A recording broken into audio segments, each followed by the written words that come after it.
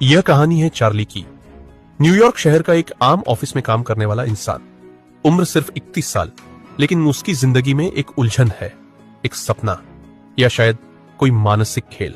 Charlie को लगता है कि न्यूयॉर्क के ग्रैंड सेंट्रल स्टेशन पर सिर्फ दो नहीं बल्कि एक तीसरा स्तर यानी तीसरी मंजिल भी मौजूद है।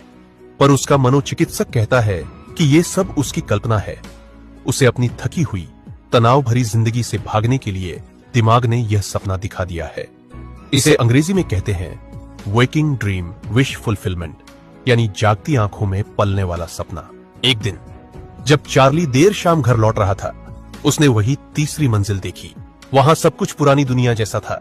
दीवारें, लाइटें, लोग, सब पुराने जमाने के। उसने अखबार में देखा, यह साल है 1894, यानी 19 जुलाई 1894। चार्ली को लगा शायद यही उसका सुकून है। उसने टिकट खिड़की पर गैल्सबर्ग, इलिनॉय के 2 टिकट मांगे, लेकिन जब उसने अपनी जेब से पैसे निकाले तो वो नोट आधुनिक समय के थे, यानी 20वीं सदी के, 1950 के आसपास के।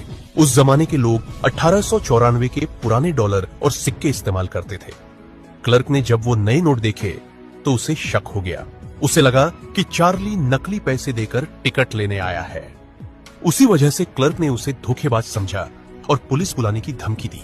डरकर चार्ली उसी रास्ते वापस भाग आया। अगले दिन चार्ली ने पुराने जमाने की करेंसी खरीदी ताकि वो फिर से उस तीसरी मंजिल पर पहुंच सके, पर वो रास्ता उसे फिर कभी नहीं मिला। उसकी पत्नी बहुत चिंतित हो गई। मजबूरी में चार्ली फिर अपने पुराने डाक टिकट जमा करने के शौक में लग गया। लेकिन कहानी यही खत्म नहीं होती। पुराने कवर में उसे एक चिट्ठी मिली, गैल्सबर्ग, इलिनॉय से, तारीख 18 जुलाई 1894। चिट्ठी उसके दोस्त सैम की थी, जो अब शायद उसी अतीत में बस गया है। अतीत में बस गया यानी सैम ने उस पुरानी दुनिया में अपने लिए नई जिंदगी चुन ली है। वो सन 1894 में गैल्सबर्ग जैसे शांत और सुकून भरे शहर में रह रहा है, जहां न कोई युद्ध है, न तनाव, न भागदौड़ है, न डर। कहने को ये सब कल्पना है, पर कभी कभी इंसान का मन इतनी गहराई से उस काल्पनिक दुनिया में खो जाता है कि उसे वही सब असली लगने लगता है।